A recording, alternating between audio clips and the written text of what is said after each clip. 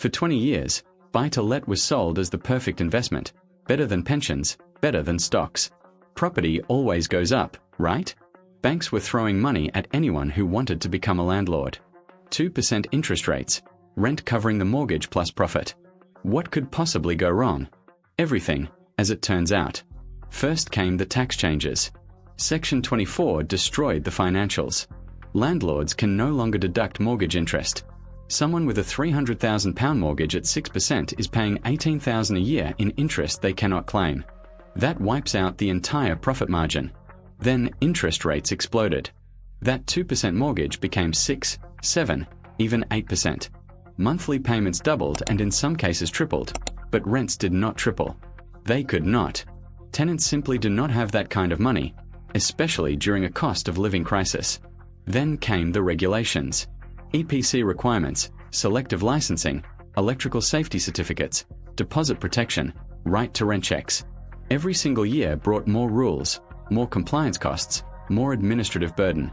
Being a landlord went from passive income to what feels like a full-time job. Then came the Renters Reform Bill. No more Section 21 evictions. Landlords cannot remove problem tenants or regain properties when they need them. Courts are taking 18 months to process evictions. Many landlords have realized they no longer truly control their own assets. The final straw was the market turning. Property prices began falling. Suddenly landlords were not making money from rent or capital growth. They were losing on both sides. So they made the logical decision to sell. Except the buy-to-let market is dead, completely and utterly dead. Mortgage approvals for buy-to-let are down 80%. 80%. Banks have essentially stopped lending. When they do lend, the rates offered simply do not work. 7 or 8% interest rates against rental yields of 4% make the maths impossible. Even cash buyers are not interested. Everyone knows landlords are desperate. Why pay today when waiting 3 months could mean paying 20% less? I spoke to an estate agent in Manchester who has 42 rental properties on his books. Do you know how many he sold last month? 0. Not one. These are not overpriced or poor quality homes. They are decent properties in good areas. Nobody wants them. The problem is oversupply. When every landlord is selling at the same time, buyers can pick and choose or simply wait. Prices keep falling. Why buy today when it will be cheaper tomorrow? But there is a deeper issue. The people who traditionally bought rental properties, middle-class investors planning retirement income, have gone. They have watched the tax changes, the regulation creep, the eviction paralysis, and the rising risk exposure. Why would anyone voluntarily enter this market? The data is staggering. According to a survey by the NRLA, 43% of landlords plan to sell in the next 12 months. That is over 1 million landlords trying to exit at once. Yet transaction data shows rental property sales at the lowest level since records began. Record supply meeting almost zero demand is a textbook recipe for collapse. Regional variations are brutal. In the northeast, rental properties are selling for 40% below asking. In Wales, some landlords are accepting 50% haircuts just to escape. Even London is affected. A portfolio landlord in Croydon recently sold 12 properties as a single job lot for 60% of their individual values. That is a 40% loss simply to exit quickly. The arrears situation is explosive. With the cost of living crisis, 23% of tenants are behind on rent. Nearly 1 in 4. Landlords are carrying dead weight, paying mortgages on properties producing no income.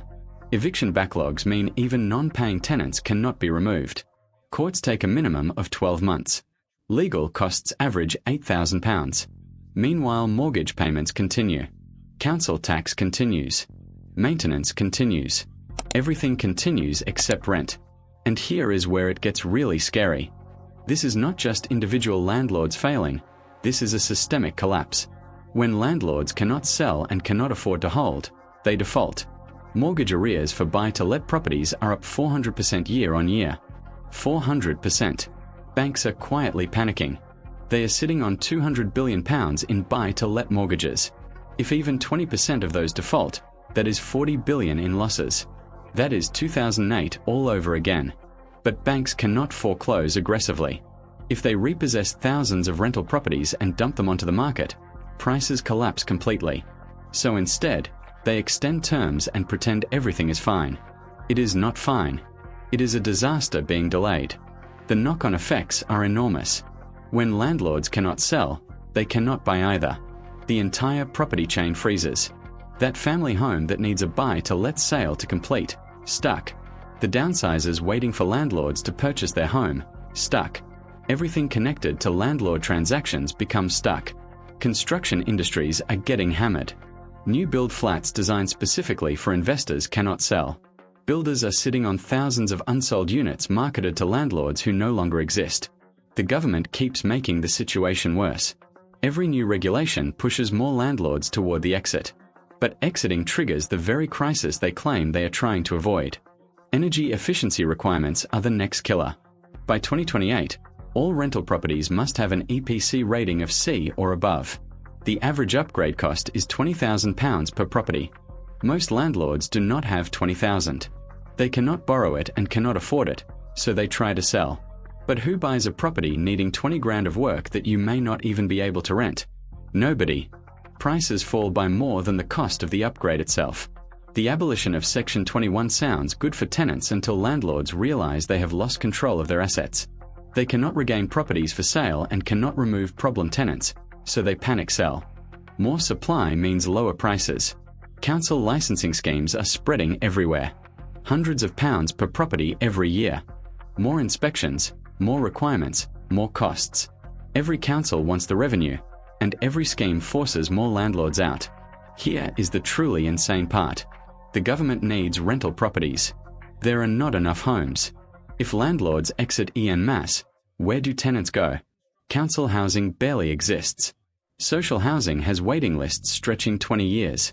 The private rental sector is being destroyed without anything replacing it. This is ideological vandalism with no plan for the consequences. You might think this is good for tenants. Landlords suffering, tenants winning. Wrong. Completely wrong. When landlords cannot sell, they become desperate. Desperate landlords do desperate things. Illegal evictions are up 200%. Locks are being changed, possessions dumped, tenants forced out. Properties are not being maintained. Why spend money on repairs when you are losing thousands every month? Boilers break, too bad. Roof leaks, here is a bucket. Landlords simply do not have the cash. The shortage is getting worse. Every landlord who successfully exits removes another rental property from the market. Those tenants must compete for fewer remaining homes. Rents rise, not fall. I know a family in Leeds who have rented for 8 years, perfect tenants. Their landlord is selling. They have applied for 30 rentals and been rejected for all of them. Competition is too intense. They are facing homelessness because their landlord needs to get out. The quality of remaining landlords is collapsing. Professional operators are leaving. Who remains? Cowboys who ignore the rules anyway. Slum landlords. Criminal operators. The very people regulation was meant to remove. Meanwhile, banks are sitting on a disaster and they know it. £200 billion in buy-to-let mortgages, most underwater or heading there, borrowers in distress, and the risk of mass contagion hanging over the system. Defaults are coming. This is subprime too. 0. The difference is they cannot admit it. If they do, bank shares would collapse overnight. So instead, banks are playing extend and pretend. Payment holidays, 40-year mortgage terms, switches to interest only, anything to avoid recognizing losses. The stress tests are pure fantasy. They assume landlords can absorb higher rates because rents will rise alongside them. But rents cannot rise infinitely. Tenants do not have infinite income. The model is broken. When defaults reach critical mass, banks will need bailouts. But governments are broke. National debt sits at around 100% of GDP. There is no capacity for another 2008-style rescue. Some banks already see what is coming. They are quietly exiting buy-to-let, pulling products, tightening criteria, reducing exposure. Smart money is heading for the exits. When millions of landlords cannot sell, something snaps. Here is how it unfolds. First wave. Desperate individual landlords accept any price, 20, 30, even 40% below market value. Those sales reset comparable prices. Every transaction drags the market lower. Second wave. Portfolio landlords panic. They dump entire portfolios at massive discounts. 20 properties hitting the same area at once. Local prices crater. Third wave. Banks begin repossessing. They can no longer avoid it. Thousands of forced sales flood the market. No reserve prices. Take whatever bids appear. Fourth wave. Market psychology shifts completely. Buyers realize they hold all the power. Offers become brutal. 50% of asking prices. Landlords have no leverage. Accept the loss or face bankruptcy. Fifth wave. Contagion spreads beyond rentals. Owner-occupied homes get dragged down. Why pay full price for any property when distressed rentals are selling at half price? The entire market reprices lower. This is not speculation. It is already happening. In some areas, the cascade has begun. Different regions are breaking in different ways. The Northeast is already in freefall. Landlords accept any offer. Properties sell for less than the outstanding mortgage. Negative equity everywhere. Some landlords simply walk away, posting the keys back to the bank. Wales is catastrophic. The Welsh government added extra regulations, rent controls, and more licensing. Landlords are fleeing. Entire villages have rental homes for sale with no buyers at any price. The Midlands is showing stress fractures. Birmingham landlords cannot cope with council bankruptcy, tax rises, and falling rents. Properties that once rented for $800 are now achieving $600. Mortgages cannot be covered. A mass exodus is starting. Even London is cracking. Zone 3 and beyond, rental properties are being dumped. Landlords who believed London was safe are discovering it is not. When desperate sellers appear, London buyers are just as ruthless. The only area holding is prime central London. International capital. A different market. But even there, transaction volumes are down 60%. If you think this is bad now, 2025 will be apocalyptic. New EPC regulations arrive. Hundreds of thousands of properties become illegal to rent overnight. Forced sale surge. Markets flood with stock. Interest rates stay higher for longer. More mortgages reset at unaffordable levels. Defaults accelerate. The Renters Reform Bill becomes fully implemented. The last remaining professional landlords give up. Final exodus. Banks reach breaking point. Losses can no longer be hidden. A credit crunch follows. Mortgages vanish. Cash buyers only. Prices fall further. The government panics but has no tools left. No money to cut stamp duty. No money to subsidize. No money to bail out. All it can do is watch as the market implodes. By the end of 2025, this is the prediction. Rental property values down 40% from the peak. In some areas, 50%. The entire buy-to-let sector effectively destroyed. The losers are every small landlord in the country. Decades of equity wiped out. Retirement plans ruined. Many will go bankrupt. Banks lose billions. Pension funds exposed to property lose billions. Anyone connected to the property sector takes a hit. Tenants lose too, despite appearances. Fewer rental homes, higher rents, worse living conditions, rising homelessness. Government loses as tax revenues collapse. Housing benefit spending explodes, social pressures multiply. This becomes a political catastrophe. The winners are cash-rich institutions waiting for blood in the water. When individual landlords are wiped out, BlackRock and its peers step in and buy cheaply. They become the new landlords, corporate landlords, often worse than the individuals they replace. Foreign sovereign wealth funds are watching closely. Waiting.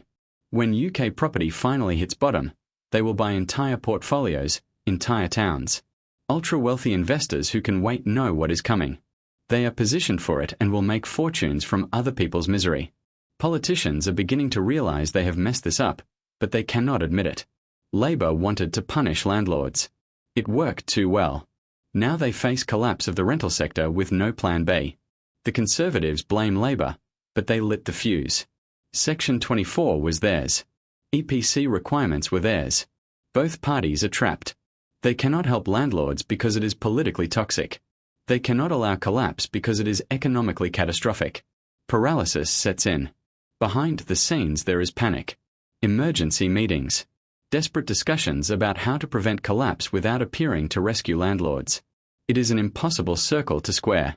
Some suggest the government becomes the landlord. Buy distressed properties and rent them out. State ownership by another name. Conservatives recoil. Labour cannot afford it. Others argue to let it burn. Creative destruction. Build back better. Easy to say until millions face homelessness. The truth is nobody has answers. The system was broken without understanding how it worked. Now they are watching helplessly as it collapses. There are 9 million rental properties and around 7 million landlords. Nearly all are trying to exit. Most cannot. The market for rental properties has died. Buyers have vanished. Prices are crashing. Landlords are trapped between not being able to sell and not being able to afford to keep going. This is not a correction. It is the death of the UK's private rental sector. 40 years of buy-to-let is ending in catastrophe. The government wanted to regulate landlords out of existence. Congratulations, they succeeded. But they forgot to build an alternative. Now they face a housing disaster that will make the current crisis look mild. When millions of properties hit the market at once, prices do not decline, they collapse. 20, 30, 40% falls are coming, maybe more. Landlords who believed property was as safe as houses are learning a hard truth. Nothing is safe when governments decide to destroy a sector. Nothing is safe when market fundamentals break. If you are a landlord, get out now if you can. Take the loss because the losses are only getting worse. If you are a tenant, prepare for chaos. Your landlord could go bankrupt. Your home could be repossessed. Have backup plans. If you are watching from the sidelines, get ready. When this finally explodes, opportunities will appear, but so will catastrophe. The entire UK property market is about to reprice violently. The age of the small landlord is ending. What replaces it will be worse. Corporate landlords, state landlords, or no landlords at all and social breakdown. Either way, 9 million properties have to go somewhere. And right now, nobody wants them.